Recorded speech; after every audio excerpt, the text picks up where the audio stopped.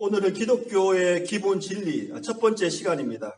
하나님은 어떤 분이신가? 하나님은 어떤 분이신가? 라는 제목으로 하나님 말씀 증거하도록 하겠습니다.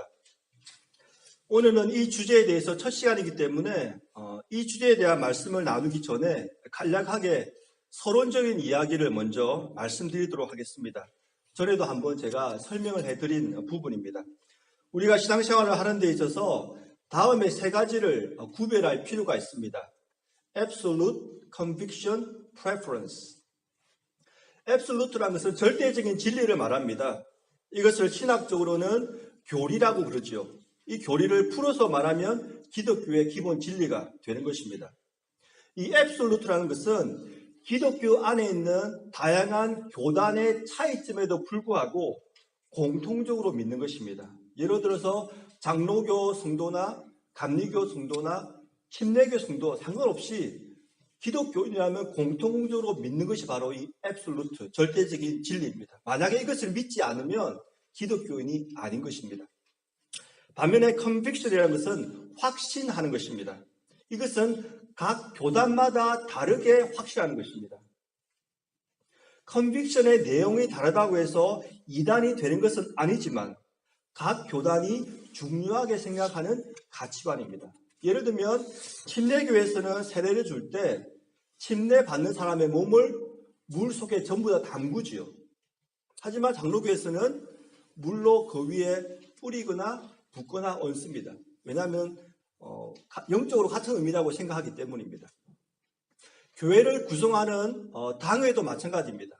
장로교는 당회를 어떻게 구성하느냐 하면 교회의 대표인 목사와 교인이 뽑아서 선출한 장로가 함께 당회를 구성하는 것입니다. 왜냐하면 장로교 기본 정치 원리는 대의 민주주의이기 때문입니다. 하지만 침례교에서는 장로가 없습니다.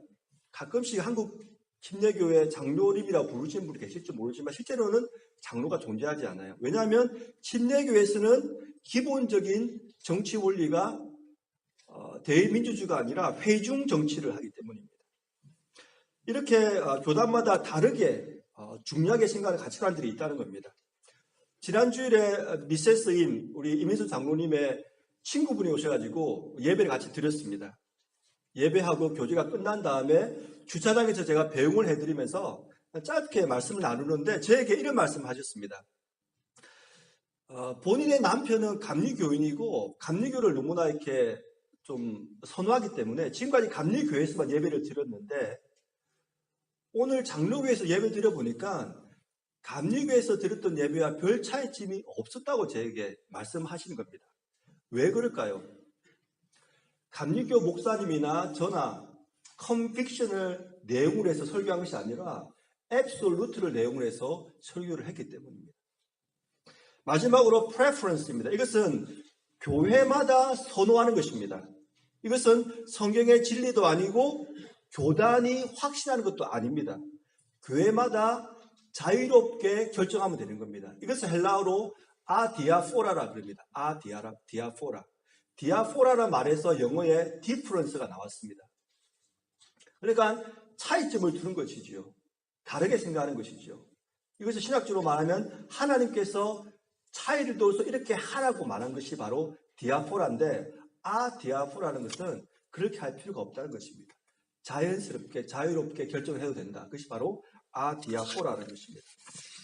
지난주에 우리가 친교 시간에 솔리비타 성경 공부반 첫 모임에 대해서 어디서 할지 언제 할지를 대화했습니다. 성경 공부의 날짜와 장소를 정하는 것은 하나님께서 말씀하신 절대 진리도 아니고 교단에서 중요하게 생각하는 가치관도 아닙니다. 성도님들이 모여서 자유롭게 대화하면서 각자의 형편에 맞도록 결정하면 되는 것입니다. 그런데 만일 제가 지난 주일에 이렇게 말했다고 가정해 보십시다. 성경 공부는 1월 첫째 주부터 반드시 해야 되고 이것은 하나님의 뜻이다. 그리고 성경 공부라는 것은 당연히 교회에 와서 해야 된다. 이렇게 제가 말을 했다면 여러분은 어떻게 행동해야 될까요? 다음 주부터 이 교회를 나오는 것에 대해서 심각하게 고민을 해보셔야 됩니다. 제가 이 세 가지의 차이점을 서두에 말씀드리는 이유는 한 가지입니다.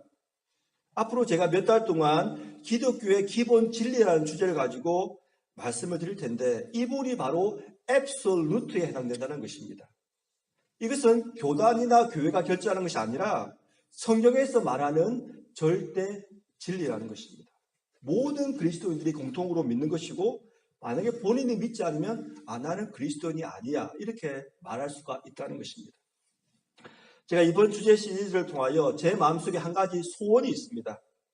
신앙생활을 최근에 하신 분에게는 기독교에서 말하는 진리가 무엇인지 알고 믿을 수 있는 시간이 되기를 바라고, 신앙생활을 오랫동안 하신 분에게는 과연 기독교에서 말하는 기본 진리가 무엇인지 조금 체계적으로 정립하는 시간이 되기를 바랍니다. 그리고 기독교와 다른 종교의 차이점을 알고 싶은 분에게는 과연 기독교가 무엇을 믿는지에 대해서 명확하게 알 수 있는 시간이 되기를 바랍니다. 오늘 주제가 바로 하나님은 어떤 분이신가 이런 주제인데, 사실 하나님에 대해서 말하기가 너무나 분량이 많습니다. 그래서 부득이하게 오늘과 다음 주로 나누겠습니다. 오늘은 창세기 1장 1절을 중심으로 하나님은 어떤 분이신가에 대해서 말씀을 드리고, 다음 주에는 삼위일체, 보통 신론의 정수라고 하거든요. 하나님에 대해서 말할 때 삼위일체를 거론하지 않을 수가 없는데 삼위일체에 대해서 다음 주에 말씀을 해드리도록 하겠습니다. 이제 본론으로 들어가겠습니다. 하나님은 어떤 분이십니까? 어느 주일학교에서 어린 학생들에게 하나님의 모습을 한번 적어보라고 말을 했다고 합니다. 그랬더니 몇몇 아이들을 제외하고 대부분의 학생들이 하나님을 이렇게 적었다고 합니다. 하나님은 하늘에 사시는 아주 늙은 신사이다. 많은 어린 학생들의 머릿속에 하나님은 늙은 분이고 신사처럼 그런 젠틀맨이다 이렇게 생각을 한 것 같습니다. 만약 누군가가 여러분에게 하나님을 한번 그려보라 라고 말한다면 여러분은 하나님을 어떤 모습으로 그리시겠습니까? 노인으로 그리시겠습니까? 젊은이로 그리시겠습니까? 아니면 어린 아이로 그리시겠습니까? 창세기 1장 1절을 제가 한번 읽어드리겠습니다. 태초에 하나님이 천지를 창조하시니라. 성경의 첫 단어, 66권 성경의 제일 첫 단어가 뭐냐면 태초에입니다. 이것은 히브리어 성경이나 영어 성경이나 한글 성경이나 똑같습니다. 태초에가 성경에 등장하는 첫 단어입니다. 태초에 하나님께서 천지를 창조하셨다는 것은 하나님께서 시간이 이미 존재하는 가운데에서 천지를 창조하셨다는 말씀이 아닙니다. 우리는 무언가를 만들면 시간 속에서 무언가를 만들지요. 하지만 하나님은 그것이 아니라는 겁니다. 하나님께서는 시간을 포함해서 천지를 만드셨다는 것입니다. 그러므로 하나님께서는 시간이 존재하기 전에 이미 존재하고 계신 분이라는 것입니다. 이것을 우리가 하나님은 시간 너머에 계신 분, 혹은 하나님은 영원하신 분이라고 표현을 할 수가 있습니다. 시편 기자는 다음과 같이 하나님의 영원하심을 찬양합니다. 함께 한번 읽어보겠습니다. 시편 90편 2절 시작. 산이 생기기 전 땅과 세계도 주께서 조성하시기 전 곧 영원부터 영원까지 주는 하나님이시니이다. 그러니까 영원부터 영원까지 천지가 조성되기 전부터 하나님은 존재하신 분이라고 지금 말을 하고 있는 것입니다. 우리는 이 말씀을 통하여 몇 가지를 유추할 수 있습니다. 세상에 존재하는 모든 것에는 시작이 있다는 것입니다. 이것은 천사와 같은 영적인 존재이나 육체를 입은 사람이나 마찬가지입니다. 모든 이상의 존재물은 그 시작이 있는 것입니다. 하지만 하나님에게는 시작이 없는 것입니다.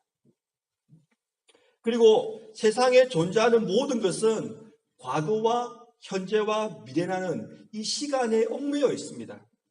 사람은 현재를 살면서 과거를 되돌아보고 미래를 준비하는 것입니다. 하지만 하나님은 이런 시간에 얽매이지가 않습니다. 이 세상에 있는 모든 시간을 다 더한다고 해서 하나님의 영원에 닿을 수가 없기 때문입니다. 제가 처음 드렸던 질문을 다시 드리도록 하겠습니다.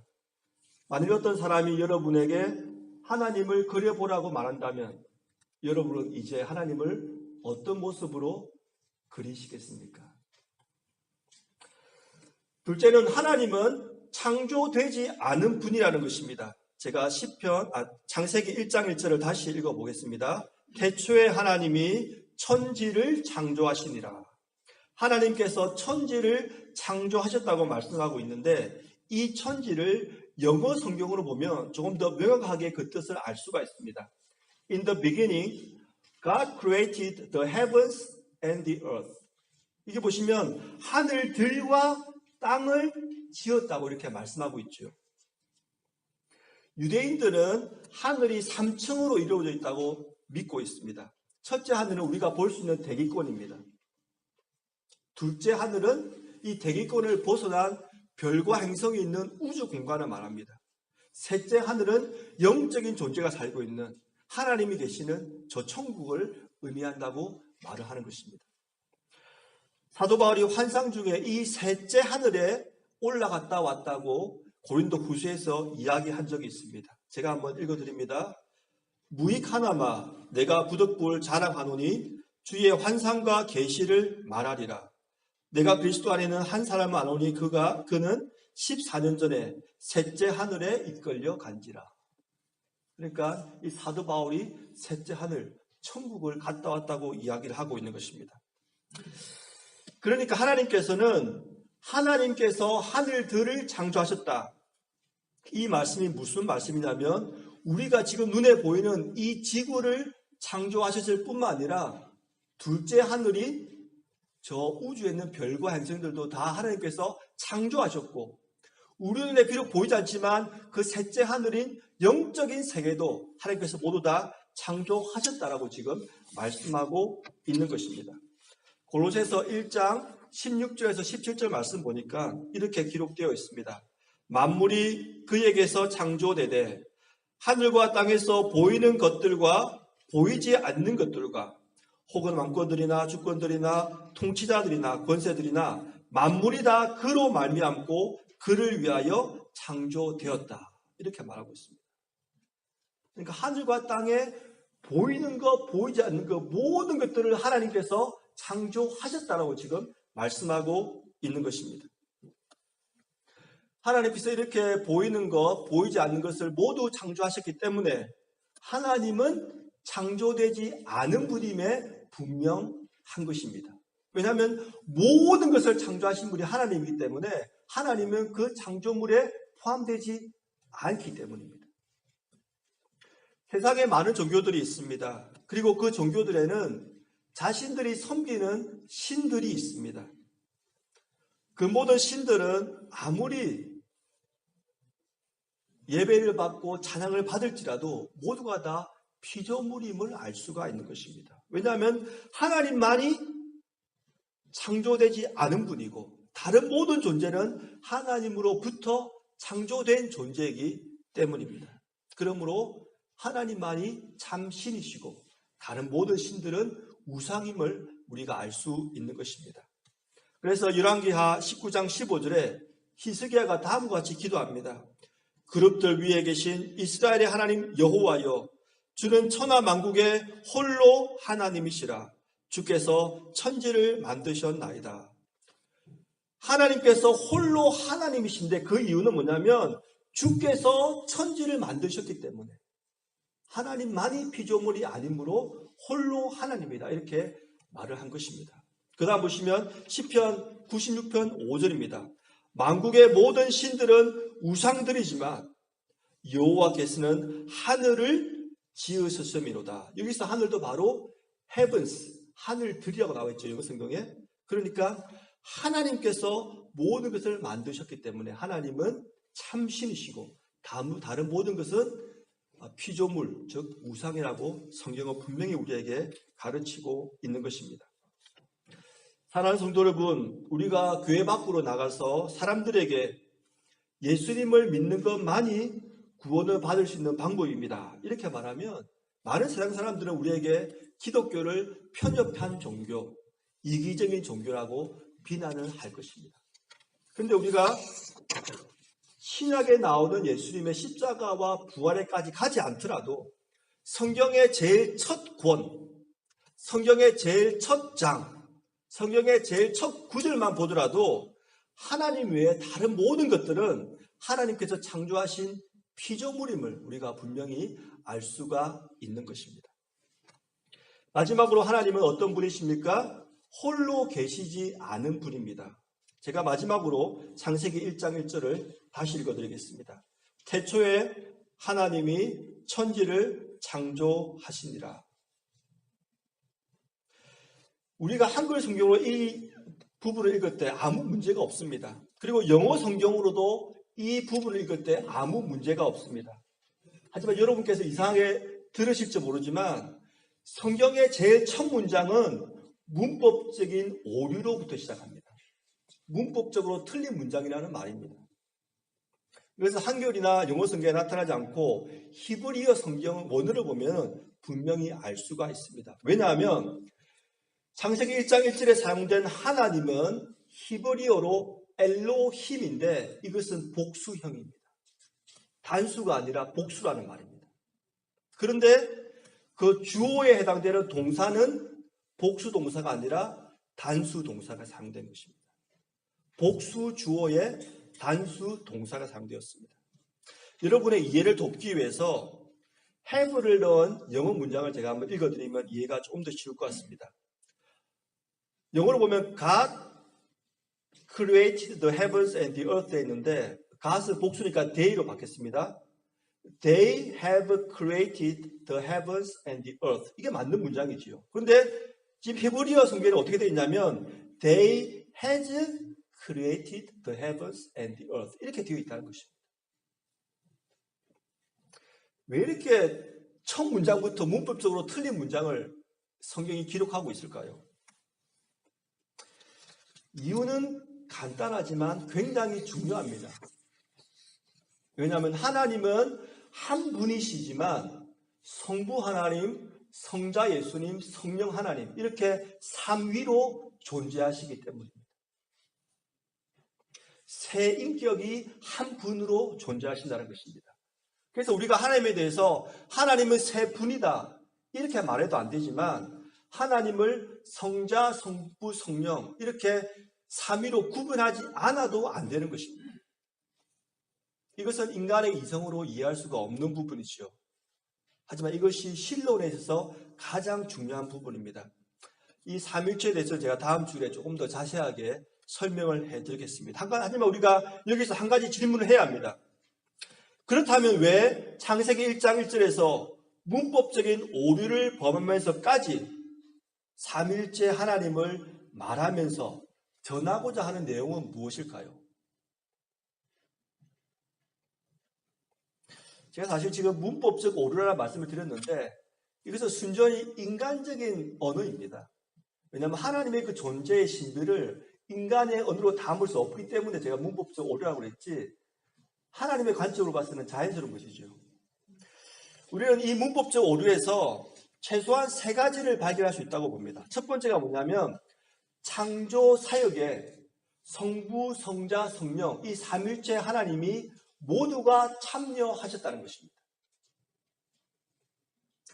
엘로힘, 복수 하나님이 천지를 창조하십니다. 그렇기 때문에 성부 하나님만 천지 창조에 관여한 것이 아니라 성부 하나님, 성자 예수님, 성령 하나님 이 세 삼일체가 함께 천지 창조에 관여하셨다. 이것을 알 수가 있습니다. 두 번째는 하나님에게는 능력보다는 관계가 더 우선된다는 것입니다. 하나님은 천지를 창조하시기 전부터 삼위일체 하나님으로 존재하고 계셨습니다. 즉 시간이 시작되기 전부터 삼위일체 하나님으로 영원히 존재하고 계셨지요. 이 성부, 성자, 성령 하나님이 완벽한 사랑과 평화의 관계로 존재하고 계셨던 것입니다. 그리고 하나님의 깊은 경륜과 섭리에 따라서 때가 되매 태초에 하나님께서 능력으로 이 천지 만물을 지으신 것입니다. 그러니까 하나님의 능력이 나타나기 전에 하나님은 삼위일체의 관계로 계셨던 것입니다. 그렇기 때문에 하나님에게는 능력보다는 관계가 조금 더 우선된다고 우리가 이야기할 수가 있는 것입니다. 마지막 세 번째는 하나님은 인간이 완전히 이해할 수 없는 신비라는 것입니다. 제가 이 부분만 간략하게 말씀드리고 말씀을 맺도록 하겠습니다. 라틴어 문장에 이런 문장이 있습니다. Finitum non possit, capere infinitum. 이것이 뭐냐면 The finite cannot grasp the infinite. 그러니까 유한은 무한을 파악할 수 없다는 말입니다. 영국의 철학자 중에서 헐버트 스펜서라는 사람이 있었습니다. 이 스펜서 이 사람은 불가지론을 주장한 사람입니다. 불가지론이란 뭐냐면 초자연적인 것은 인식하는 것이 불가능하다고 주장하는 것입니다. 쉽게 말씀드려서 하나님의 존재를 부정하지도 않고 그렇다고 긍정하지도 않는 사람입니다. 왜냐하면 유한한 인간이 무한하신 하나님을 파악할 수 없다고 생각을 했기 때문입니다. 이 스펜서가 다음과 같은 말을 한 적이 있습니다. 나는 그 어떤 새도 대기권 밖으로 날아가는 것을 보지 못했다. 유한한 존재가 무한 속으로 들어가는 것은 불가능하다. 우리가 하나님을 개인적으로 알거나 그분의 존재에 대해서 무엇인가를 아는 것은 불가능하다. 여러분은 이런 스펜서의 주장에 대해서 어떻게 생각하십니까? 일리가 있는 지적이지요. 대기권 밖으로 날아간 새가 없다는 이 스펜서의 말은 옳은 말입니다. 하지만 그가 한 가지 간과한 것이 있지요. 그것이 무엇입니까? 유한한 존재가 무한한 존재 속으로 들어갈 수는 없지만 무한하신 하나님이 유한한 인간 세상으로는 들어올 수가 있는 것입니다. 이것을 신학적으로 하나님의 자기 계시라고 그럽니다. 그리고 그 계시가 기록된 책이 바로 성경입니다. 그래서 우리는 하나님의 말씀을 통하여 하나님을 비로소 알 수가 있는 것입니다. 그러므로 우리는 하나님을 모두 알 수 있다고 말해도 안 되지만 하나님을 전혀 알 수 없다고 말해도 안 되는 것입니다. 하나님께서 우리에게 자신을 계시해 주실 그 범위 안에서는 하나님을 알 수 있다라고 우리가 이야기할 수가 있는 것입니다. 사랑하는 성도 여러분, 하나님께서 자신을 알려주신 하나님의 말씀을 부지런히 공부하십시다. 그리고 우리가 이해할 수 없는 그 신비적인 영역에 있어서는 겸손한 마음을 가지십시다. 주님께